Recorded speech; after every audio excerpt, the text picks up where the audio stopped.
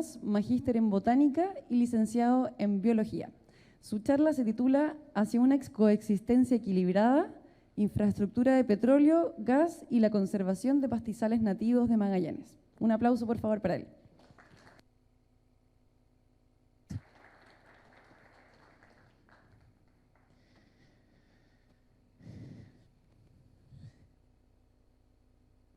Bueno, se escucha, no estoy muteado.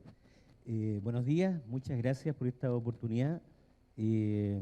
Como el título ustedes lo escucharon, es sobre el equilibrio, ¿no es cierto?, entre una actividad minera y nuestros pastizales nativos. A ver si esto funciona. Ok. Bien, ahora sí. Bueno, buenos días, muchas gracias por estar en esta presentación, la cual va a tener tres ejes básicamente. Una que tiene que ver con la situación actual sobre los ductos a nivel global, la otra tiene que ver sobre monitoreo de la cubierta vegetal y el tercer eje tiene que ver con los planes de intervención de la cubierta vegetal, un nuevo plan de intervención de la cubierta vegetal con un enfoque de restauración. ¿Okay? Dicho eso, bueno, Magallanes tiene si no me falla la memoria, 147 años de historia relacionada a la ganadería y prácticamente 52 años relacionada a la actividad minera de hidrocarburos, principalmente la extracción de petróleo y gas. Entre estos 57 años ha permitido el desarrollo, ¿no es cierto?, de una serie de estructuras que son típicas de la actividad petrolera, como son los pozos, los caminos y los ductos. Los ductos hay que entenderlos como una vía, ¿no es cierto?, de transmisión desde un lugar a otro de un flujo que puede ser gas o petróleo. Bien. Hoy día con el crecimiento global de la población y con la demanda de alimentos, también hay una creciente demanda de la energía, ¿ok? Y esta energía tiene que ser trasladada de un lugar a otro, y hoy día, para que ustedes sepan, actualmente existen 7 millones de kilómetros de ductos a nivel global, ¿ok? Es una cantidad impresionante, y acá en Magallanes tenemos 9.500, que prácticamente representa un 0,1% de lo que existe a nivel global. Bien, las tendencias respecto a la construcción de ductos han ido y van a ir en aumento, principalmente pensando en la energía renovable, en los ductos, oleoductos, amonioductos y troncales de energía soterrados. ¿Okay? Entonces, por lo tanto, este tipo de intervención viene, como ayer un expositor lo dijo, vienen para quedarse. Ahora, a nivel global, los ductos generan 3 o 4 efectos que son bastante evidentes. Uno de ellos es la fragmentación de los ecosistemas, otro, la alteración del hábitat para la flora y para la fauna, y cambios en el suelo, especialmente lo que tiene que ver con la estructura, y la pérdida de la cubierta vegetal. Bien. Esto obviamente plantea un desafío importante con respecto a estos efectos. Hoy día lo que se plantea es que hay una tendencia a nivel mundial que no es muy clara con respecto a cuál es el efecto de estos 4 elementos que mencioné respecto al impacto propiamente tal. Lo que se conoce hoy es que no es claro la información a nivel global. Se hablan de entre 10 a 60 años para que se pueda recuperar la cubierta vegetal. Pero hoy día se reconoce que la intervención de la cubierta vegetal tiene dos tipos de intervenciones. Una que tiene que ver con la construcción del ducto y la otra que tiene que ver con cumplir requerimientos que exige la autoridad ambiental, principalmente debido a que se solicita que se genere una cubierta vegetal que sea el 60% de lo que era originalmente. Bien, entonces, ¿qué es lo que pasa? Que el tiempo que tiene que ocurrir para que esta cubierta vegetal se pueda recuperar es acotado a 2 años. Lamentablemente, esta información no está bastante clara, porque en la mayoría de los países en donde hay ductos, como es Estados Unidos y Canadá, China y Rusia, para que se pueda recuperar la cubierta vegetal, no basta con solamente 2 años. Entonces, ¿cuál es el gran problema que está pasando? Es que cuando transcurren los 2 años, se genera una doble intervención. Por eso lo hemos denominado como doble impacto y así está en la literatura, consagrado. ¿En qué consiste este doble impacto? Tenemos la situación 1, ¿no es cierto?, que es la cubierta vegetal en su estado original. Tenemos la situación 2, con el ducto ya soterrado, y transcurridos 2 años, se esperaría que la cubierta vegetal pudiera recuperarse. Pero sabemos que las condiciones ambientales de Magallanes y las condiciones ambientales de la mayoría de los ecosistemas áridos y fríos son extremas, ¿ok? Entonces, ¿qué es lo que pasa? Es que no alcanza a recuperarse la cubierta vegetal en estos 2 años. Entonces, ¿qué es lo que se hace? Se hace una doble intervención, se introducen especies agronómicas, se fertiliza y en algunos casos hasta se riega. ¿Bien? Pero ¿qué es lo que sucede? Lo que sucede es que le estamos generando un input al sistema, a una faja, ¿no es cierto? Le estamos colocando mucha energía y las especies que estamos utilizando son especies forrajeras o agronómicas, como así lo dice la literatura. ¿Qué significa eso? Que estas especies no están adaptadas a crecer en este ambiente tan estresante, ¿ok? Pero sí, obviamente, lo que estamos generando es un nuevo recurso para una fauna que está deseosa de alimento. Y como ustedes saben, las exposiciones de ayer, hoy día nos encontramos con un proceso de déficit hídrico, ¿no es cierto? Entonces, cuando uno interfiere en un lugar y le coloca estos inputs de fertilizantes, semillas de especies agronómicas, incluso riego, y además introduce maquinaria que puede ser de cero labranza, pero es maquinaria pesada, lo que genera es compactación del suelo, ¿ok? Y genera una oferta mentirosa de alimento para la fauna, ¿ok?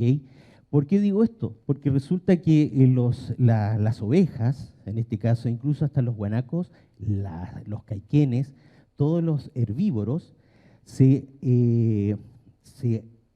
ven atraídos por esta cubierta vegetal que es rica en términos de calidad nutricional, ¿ok? Entonces se van a alimentar de eso. Bien. Se supone que el fin de este doble impacto es poder cubrir el suelo rápidamente con una cubierta vegetal. Pero esa cubierta vegetal no es la ideal. ¿Bien? Entonces, este problema no lo tenemos solamente nosotros, sino que es un problema a nivel global. Entonces, hoy existen tendencias que son muy claras y que comenzaron en la década de los 90, en Canadá principalmente, que era recuperar los ecosistemas, los pastizales nativos, los humedales, etc. ¿Y cómo se podía lograr esto? A través del concepto de restauración. Después la academia, en el 2004, en Estados Unidos, se juntan una serie de investigadores y se dan cuenta que se sigue la presión sobre los sistemas biológicos, sobre los recursos naturales y especialmente sobre sistemas nativos, estos se van a perder. También existía un consenso de que si queremos mantener la productividad de los sistemas y las funciones y el rol que cumplen, la biodiversidad es un elemento crucial, ¿ok? Y la biodiversidad está relacionada a un tipo de ambiente y a condiciones ambientales propias del lugar. Bien, entonces hoy día, ¿cuál es la tendencia? La tendencia es la restauración ecológica. ¿Y cómo se logra la restauración ecológica? A través de conocer los elementos que constituyen el sistema. Yo me acuerdo el año pasado, aquí había un expositor que nos presentó una abeja con motor, no sé si se acuerdan, que él hablaba que la abeja era como una máquina. Bueno, si hacemos la analogía con los pastizales nativos, también los pastizales nativos podría ser un gran motor, ¿no es cierto? Un sistema en donde entra energía y sale energía, ¿ok? Donde ese motor tiene piezas, y esas piezas son fundamentales para que funcione ese motor. Si nosotros, obviamente, no conocemos las piezas, no podemos entender cómo funciona el motor. Por eso es importante tener claro cuáles son los elementos que constituyen ese motor. ¿Bien? Y para poder tener claro eso, un concepto importante es la biodiversidad. Y para eso, obviamente, tenemos que identificarla y tenemos que pensar que el motor para poder reparar o restaurar la cubierta vegetal es a través de semillas de especies nativas. ¿Cuáles son nuestras brechas? Bueno, hay una limitada y poco clara información sobre los procesos de recuperación de la cubierta vegetal, en este caso en Magallanes. Bien. La pregunta que nosotros nos hicimos, porque obviamente ENAP tenía este problema, era cómo afectan los ductos realmente a los pastizales. Bien. Entonces, para eso, obviamente, dijimos, bueno, tenemos que monitorear qué es lo que está pasando. Tenemos que hacer un diagnóstico de cuáles son las características de estos pastizales. Tenemos que identificar las formaciones, los elementos biológicos que constituyen a cada formación, la biodiversidad presente en cada uno de estos elementos biológicos y le planteamos a ENAP, a la Empresa Nacional del Petróleo, que teníamos que modificar los actuales monitoreos que se llevaban a cabo. ¿Por qué? Porque necesitábamos actualizar, primero, darle un fundamento más ecológico a los informes que se generaban relacionados a los monitoreos, al comportamiento de la cubierta vegetal y del suelo en los ductos que se evaluaban. Por lo tanto, le dimos una nueva mirada. Y esa mirada, obviamente, era bajo el supuesto que los cambios no serían permanentes, sino más bien transitorios en la cubierta vegetal. Bien, ese era nuestro supuesto. ¿Y cómo podríamos llegar a probar eso? A través de conocer la composición y la estructura y la biodiversidad. Bien. Entonces, ¿qué es lo que hicimos? ENAP nos planteó el desafío de hacer el monitoreo de 61 ductos. Bien, 26 en el continente, 35 en Tierra del Fuego. La metodología que utilizamos fue el método Parker modificado, en donde empleamos cuadrantes de 2 metros por 50 centímetros. Se utilizaron aproximadamente 1.768 censos para estos 61 ductos, ¿ok? En donde teníamos la línea de flujo o el ducto y la vegetación de referencia. Entonces, lo que nosotros hacíamos eran muestreos equidistante con su control que corresponde a la vegetación de referencia. Bien, en ese cuadrante que estaba ahí, ¿no es cierto?, se levantó una serie de información que de luego fue procesada post-muestreo. No se ve muy bien eso. ¿Qué información se procesó? se procesó primero los datos taxonómicos, se hizo una clasificación de las especies respecto al estatus de si eran nativas, introducidas, si eran introducidas, qué categoría tenían. Eran, por ejemplo, especies invasoras, eran casuales, eran asilvestradas, eran especies introducidas de valor agronómico, en fin. También se definió el hábitat de crecimiento, si eran gramíneas, si eran herbáceas, si eran arbustos, si eran subarbustos. También se incorporaron en el análisis las especies que forman la costra biológica que corresponde a los líquenes y a los musgos. ¿Bien? Y también se categorizó de acuerdo al estado de conservación respecto al listado de especies del Ministerio del Medio Ambiente. Bien, con esto se construyó una base de datos que tiene aproximadamente 20 campos y 300.000 datos.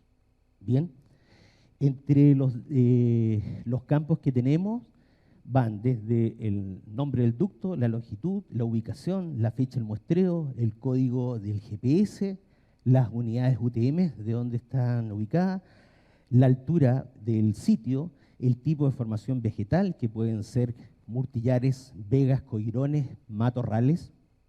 También si corresponde a la línea de flujo, al ducto y a vegetación de referencia, las coberturas, género, especie, familia, etc.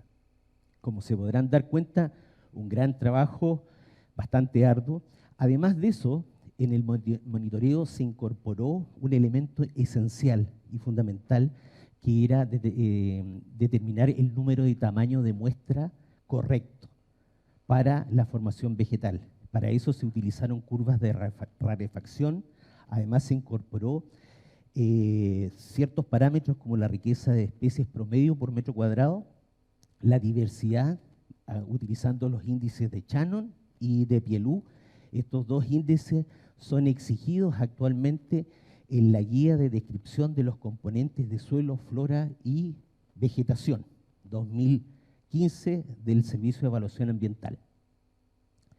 Y también se incorporó la evaluación del grado de intervención antrópica, es decir, en función de la cantidad de especies introducidas.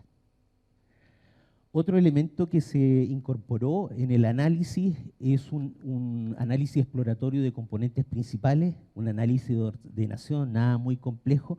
La idea era poder determinar si, por ejemplo, los ductos que están en círculo rojo y la vegetación de referencia o control en triángulo azul, cómo se comportan en el tiempo. ¿Okay? Ver el dinamismo. O sea, cuando uno podría esperar que la cubierta vegetal fuera muy distinta la del ducto con respecto a la vegetación de referencia, o podría esperar que ésta se empiece a ser más similar una con respecto a la otra, o que llegue un momento en que uno no pueda discriminar una diferencia significativa entre la vegetación de referencia con la del ducto. Bien. Además, se hizo un análisis estadístico robusto que permite identificar cuáles son las especies que estructuran la formación vegetal, ¿okay? Tanto en la línea de flujo como en la vegetación de referencia. ¿Y el por qué hicimos eso? Porque si queremos desarrollar un plan de intervención de la cubierta vegetal con un enfoque de restauración, tenemos que saber cuáles son las especies pioneras que se establecen en los ductos.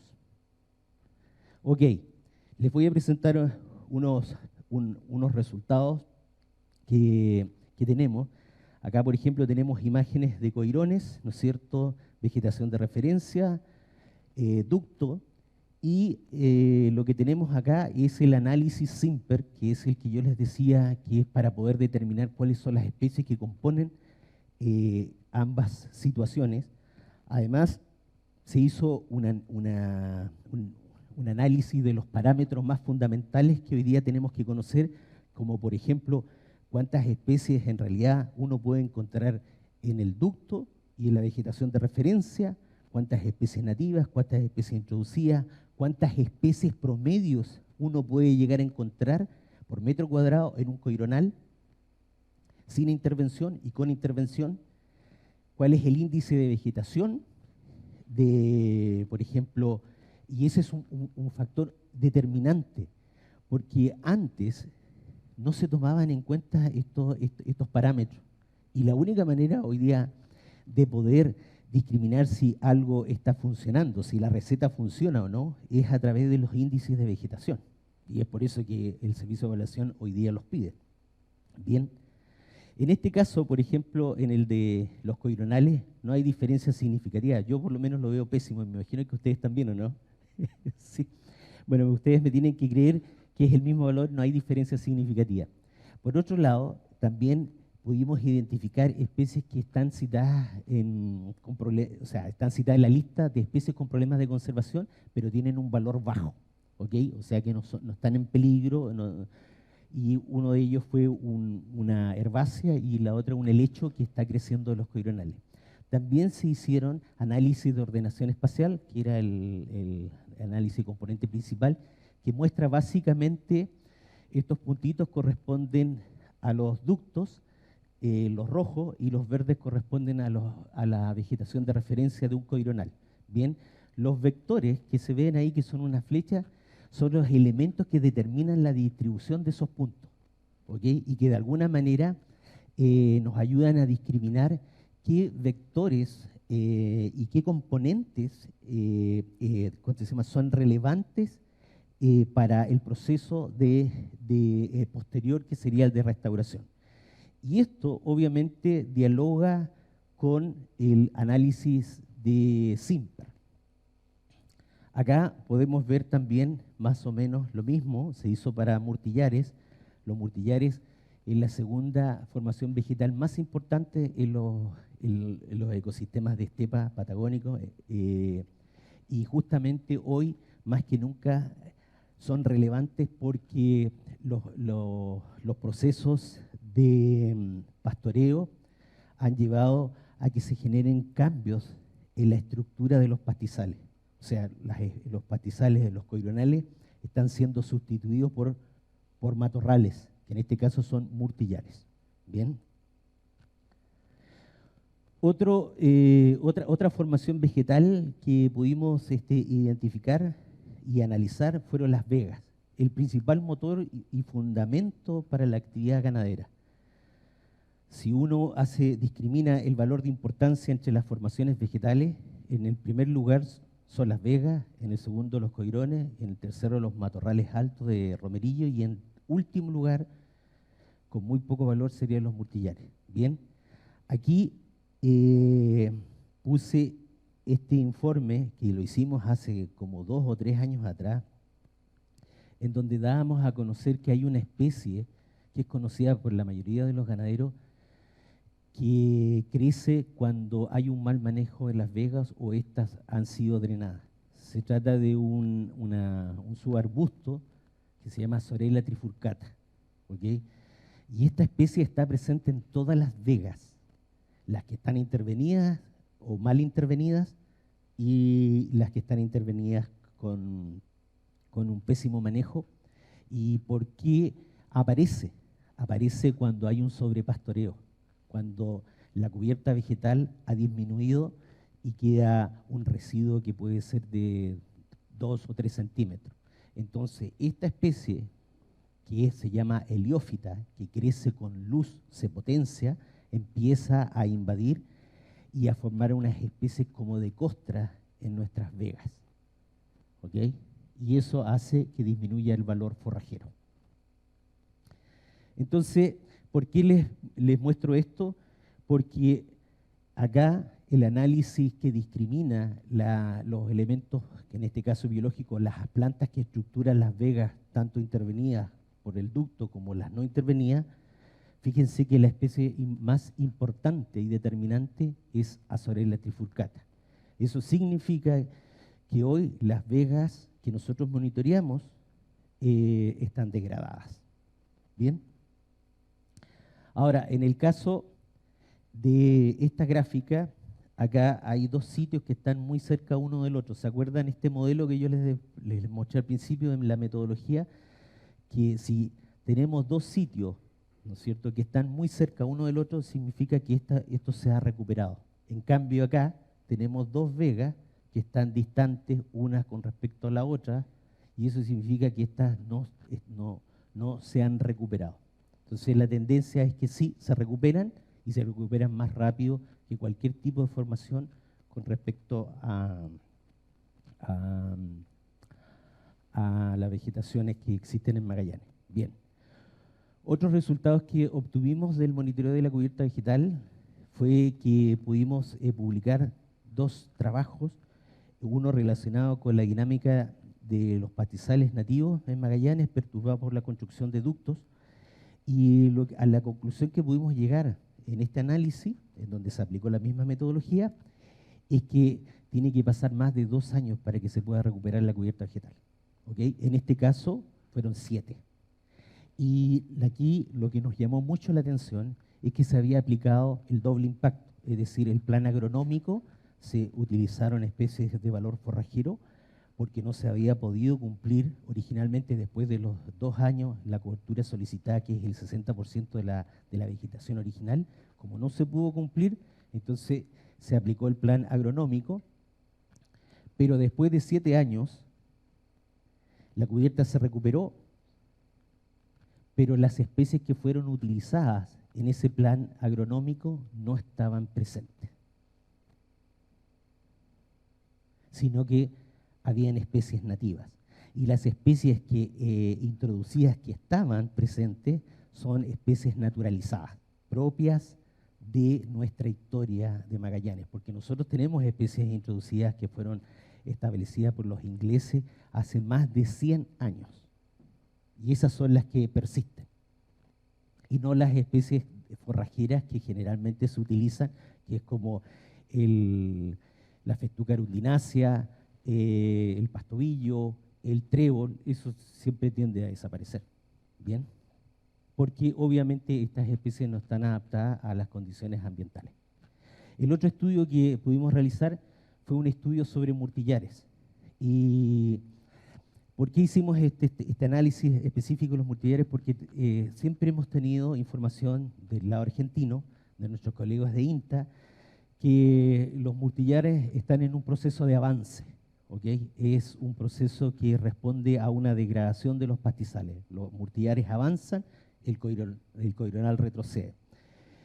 Entonces quisimos ver ese comportamiento, si existe, pero nos dimos cuenta accidentalmente que los datos revelaban que en Magallanes tenemos 2 tipos de murtillar: los murtillares continentales y los murtillares insulares, que en términos de su composición florística son distintos.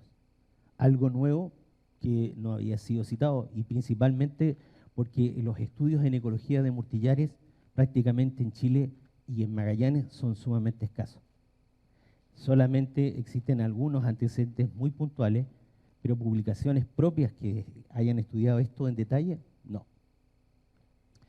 Bueno, finalmente las conclusiones con respecto al monitoreo es que hay una tendencia a la recuperación de la composición botánica, un alto porcentaje de especies nativas, ¿no es cierto? Eso significa que el sistema es resiliente, pero no en 2 años.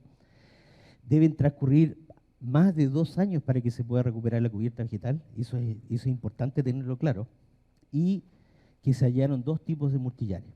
Bueno, esta información que se generó, obviamente, nos permite y nos dice que para poder implementar un plan de restauración o un plan de intervención de la cubierta vegetal, tiene que ser con un enfoque de restauración y tenemos que utilizar especies nativas. Bien, ahora les voy a mostrar el plan de intervención de la cubierta vegetal que fue propuesto a ENAP a través de INEA, considerando todos estos antecedentes, y básicamente el nuevo plan de intervención de la cubierta vegetal tiene un enfoque en restauración ecológica, ¿ok? Para ser aplicado en las áreas intervenidas por ENAP, que pueden ser los ductos, las planchadas, ¿no es cierto?, y los caminos.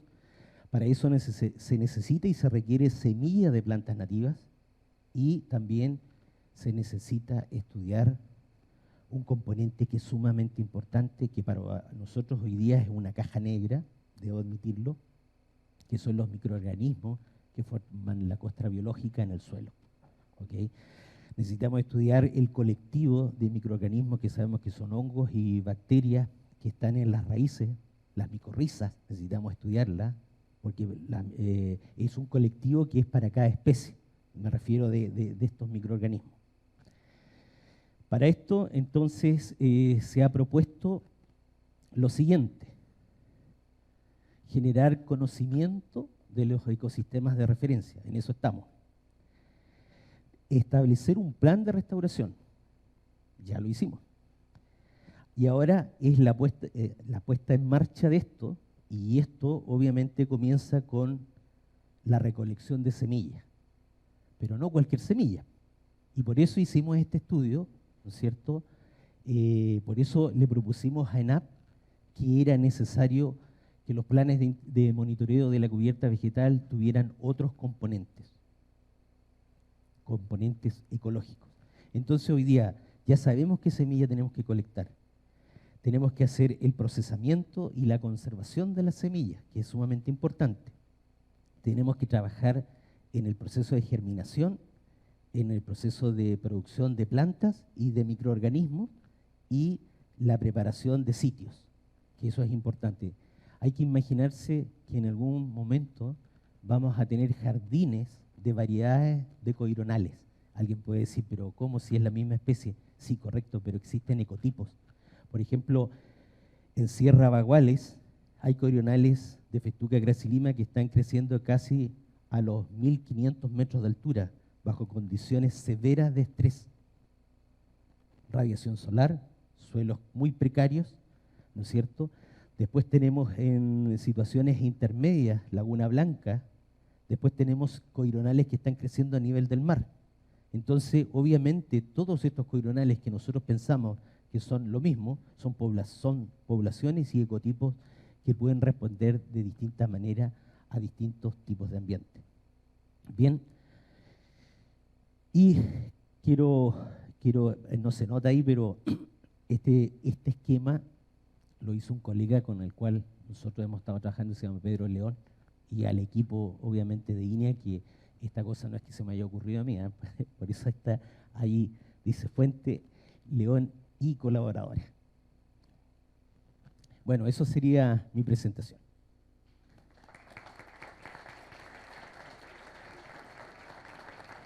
Muchas gracias, Erwin. Muy interesante todo lo que expusiste. Vamos a tener una ronda de preguntas ahora. Son 10 minutos, así que los invito a... allá ya están. A levantar las manos. Erwin, si quieres puedes tomar asiento para que estés más cómodo, ¿o prefieres estar de pie? ¿Sí? Ya. Entonces, partimos con Brian. ¿Por qué? Perdón. Tú. Juan. Juan. ¿Tu preferencia aquí? Oye, buen día.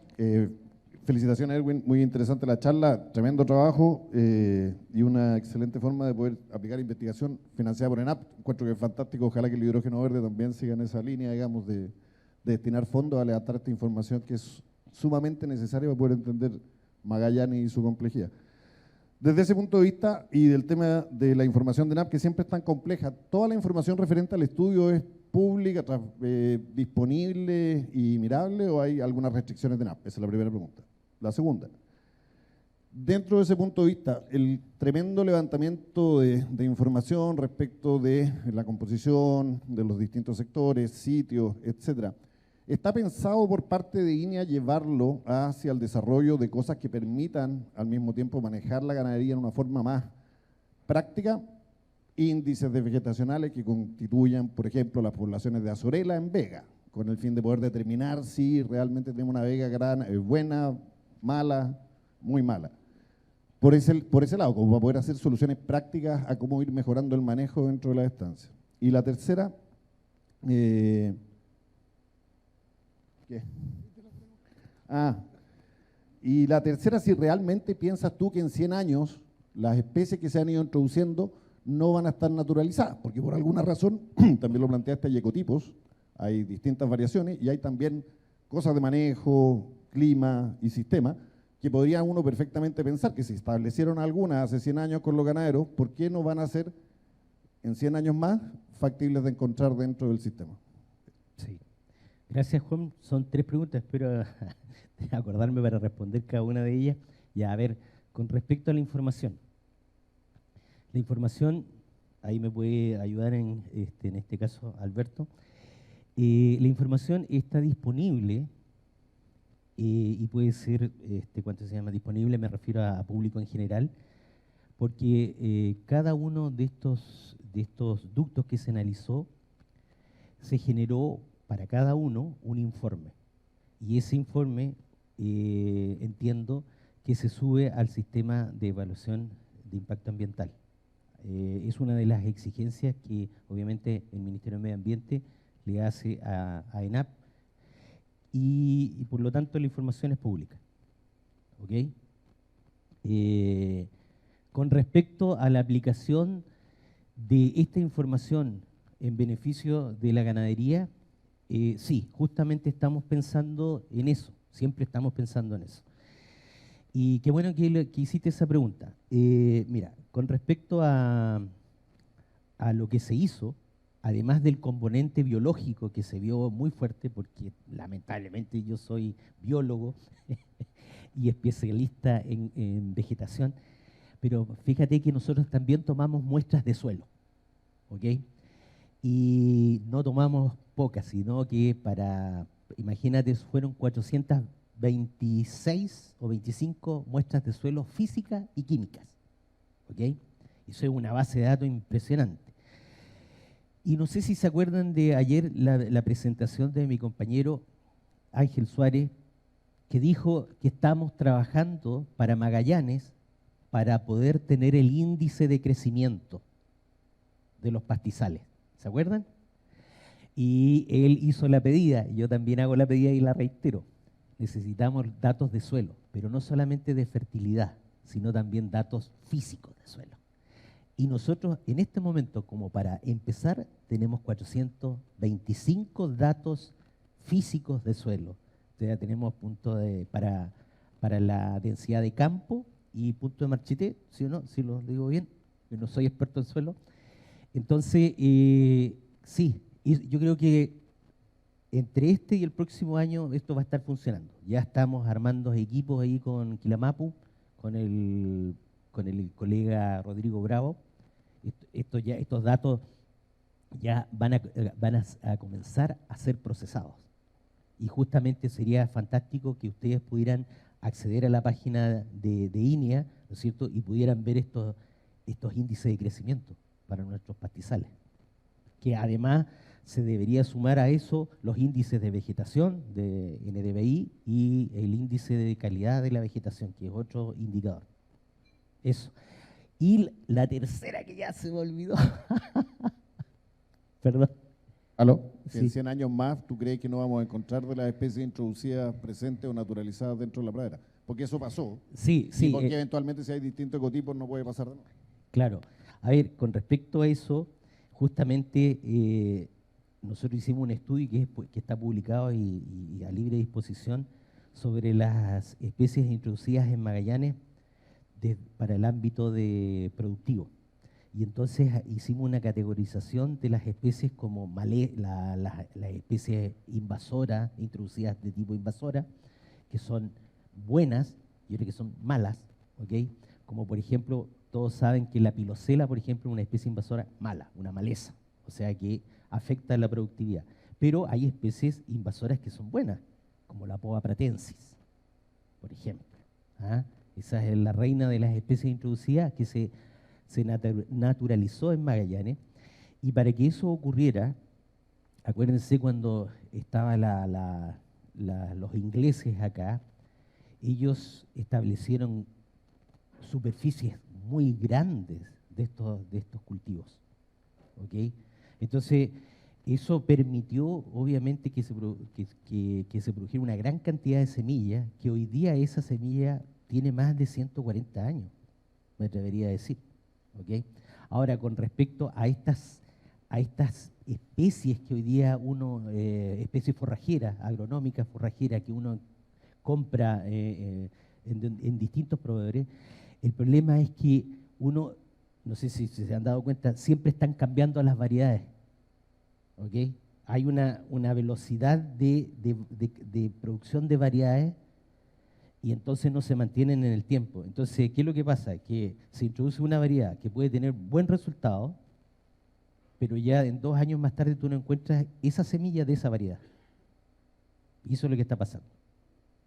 Esa sería mi explicación. Quizá pueda ser, no sea la mejor.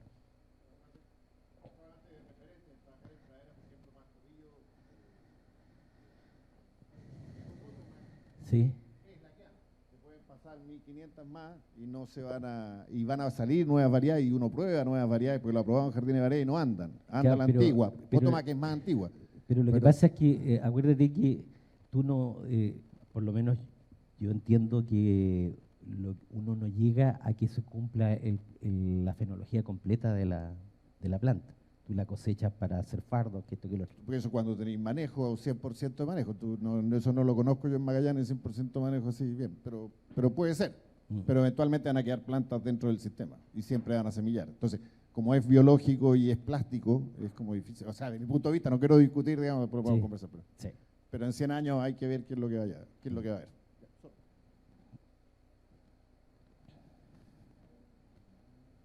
¿Aló? Ahora sí. Quería llamar a todos los que están de pie, que aquí hay asiento, así que pueden pasar por la parte de atrás para no interrumpir y pueden tomar asiento acá para que estén un poco más cómodos, porque ya hay varias personas de pie. Bueno, seguimos con la siguiente pregunta, Brian. Sí, más que una pregunta quería hacer una reflexión, porque acá veo que hay varios de mis colegas prestadores de servicios que creo que entre los 3 o 4 que veo acá debemos haber sembrado quizás la totalidad de los gasoductos intervenidos de los últimos, qué sé yo, 15 años. Felicitar a Alberto porque tengo que ser bien sensato y sincero que él siempre estuvo en terreno viendo cómo se hacía la pega. Y yo creo que lo que tú dices es justamente lo que quizás hizo de que no sea una recuperación exitosa, porque nos encontrábamos sembrando vallicas tetraploides bianuales en San Jorge, San Gregorio, por ejemplo, arriba de Murtillares. Entonces, antes de partir era lógico que no iba a prosperar. Entonces, pienso que desde el punto de vista de recuperación de gasoductos en esa zona extrema, el tema va bien, como dices tú, por el tema de las especies nativas. Pero también me gustaría comentar de que muchas veces uno llega a hacer la pega y también se encuentra con que el que hizo la pega antes, que era la empresa constructora, no te dejó la cubierta vegetal arriba del gasoducto, sino que te dejaron una cantera llena de piedra de 10 pulgadas que es imposible que la sembradora funcione. Entonces, yo creo que además de especies, creo que hay mucho por decir en el tema de tecnología. Yo creo que, por ejemplo, hay localidades donde sería mucho más efectivo hacerlo vía hidrosiembra. Entonces yo creo que son varios actores que se tienen que sentar a conversar arriba de la mesa y no es solo un tema de plantas. Yo creo que es un tema de plantas, preparación de suelo, cómo interactúa la gente de exploración con la de medio ambiente, los prestadores de servicios agrícolas con la maquinaria industrial. Entonces hay muchas cosas. Y yo siempre también, como ganadero ahora, no como prestador, he sentido que si bien la CONAMA te puede exigir esa cobertura de la cubierta vegetal, que creo yo que si lo dejas tranquilito ahí, en 4 o 5 años la vaya a tener cubierta de especies nativas. El ganadero, por otra parte, creo que se quedaría más tranquilo, por ejemplo, si tiene un gasoducto que cruza su veranada 30 kilómetros y tiene 10 metros de ancho, son 30 hectáreas. Yo creo que si a él le ofreciera hacerle una siembra de alfalfa al lado del casco de la estancia, le sería mucho más útil y se quedaría mucho más tranquilo que tratando de recuperar algo que va a ser difícil de recuperar. Y como último punto, quería hacer hincapié en que un tema es que se recubra la cubierta y como bien dices tú, es con qué se cubra. Porque si tú te vas al área del poliducto en Filippi, que debe tener 80, 100 metros de ancho quizás, porque son 8 ductos, ahí te encuentras una franja de pilosela que está poniendo en riesgo el resto del sentido del viento, digamos, del gasoducto para abajo, la multiplicación de pilosela es importante. Entonces, creo que además se debiera considerar el control vía herbicida o no sé, pero de la propagación de las malezas nocivas que proliferan solas arriba de los ductos. Eso es. Sí. Brian, ¿no es cierto? Con respecto voy a tomar de todo lo que dijiste, me parece fantástico, y el tema de que para poder hacer restauración, ¿no es cierto?, uno de los elementos fundamentales es tener una imagen, la imagen objeto de lo que uno quiere restaurar. Y para eso, obviamente, tienen que entender este sistema, este motor, ¿no es cierto? Haciendo esta analogía. Tienen que conocer los procesos, cómo funciona y los elementos que lo constituyen. En el proceso de restauración, el punto de inflexión es que se tiene que tener claridad con qué especie se va a trabajar. Luego de eso, se tiene que tener semilla. Bien, tener el stock de semilla, ¿no es cierto?, para satisfacer la demanda que en algún momento va a venir. En tercer lugar, obviamente, se tienen que incorporar tecnologías nuevas. Y ahí estoy, Brian, totalmente de acuerdo, como por ejemplo podría ser, no sé, pues, la hidrosiembra, que hay algo que a mí por lo menos me parece interesante de explorar, pero el problema fundamental es tener la semilla. Y no solamente un tipo de semilla, sino que poder llegar a tener un cóctel de semilla para cada tipo de formación y para cada tipo de distrito agroclimático. Para complementar, yo estoy 100% de acuerdo contigo, pero creo que en el vegetal que sacan, digamos, cuando se hace el primer escarpe, hay un banco de semillas importante en ese vegetal, que uno de repente lo ve en el campo, pasas con un tiller sin haber sembrado nada, y era más un tema de compactación que de presencia de semillas. Sí. Entonces yo creo que cuidando esa tierra vegetal y haciendo un buen manejo de esa cubierta, creo que el resto es agüita y tiempo, pero es punto de vista solamente. Sí. ¿Aló? Sí. Ahí hay otra pregunta. Sí, tenemos espacio para una muy breve pregunta, así que por favor ser bien conciso. Gracias. Sí, con respecto a la instalación de los ductos, que generalmente como que los tapan, le ponen una cubierta de ripio y arriba creo que le ponen la materia vegetal. Generalmente la materia vegetal se termina volando y queda la capa de ripio, entonces como que veo, bueno, aparte que estoy cambiando la estructura de suelo, veo bastante difícil que crezca lo mismo que tengo al lado. O sea, es como que no debería como hacer crecer primero no sé, sembrar algo para que crezca como una capa vegetal, o sea, para producir materia orgánica. Sí, bueno, les voy a contar cómo era antes. De acuerdo a la literatura, antes se llamaba el proceso de una elevación. Hoy día se llama doble elevación y que consiste básicamente en que cuando tú construyes la zanja o la trinchera, la materia orgánica, el suelo propiamente tal, lo colocas en un costado y el material estéril o subsuelo lo colocas en otro. Bien, y eso tiene que ver también con los vientos, que ahora no me voy a poner a explicar eso, pero también es importante a qué lado uno va a colocar la materia orgánica y el material estéril. Luego, al taparlo, ¿no es cierto?, uno coloca, la idea es que no se junten estos dos, no se mezclen, sino que coloca el material estéril, ¿no es cierto?, y luego la cubierta vegetal. Antes, la franja de servidumbre, o road, que le llaman right to way, que es la dicen los gringos, era como una faja de 30 metros, en donde se hacía, no sé si yo me acuerdo de eso, que pasaba una retro y limpiaba todo. Una faja de 30 metros. ¿Okay? Hoy día se ha ido disminuyendo, incluso hasta cambiando las maquinarias. Hoy día se usan maquinarias con ruedas, ¿okay? No de esas pesadas, con coruga metálica, porque obviamente esas compactan. El ancho de la trinchera es el ancho de la pala. ¿Okay? Entonces hoy día se está tratando de disminuir el efecto de borde, porque obviamente, como alguien también lo mencionó, Brian lo mencionó, los ductos cuando son muy anchos, ¿no es cierto?, se convierten en carreteras para las especies nativas y también para las especies invasoras. Son corredores biológicos que se llaman. ¿Okay?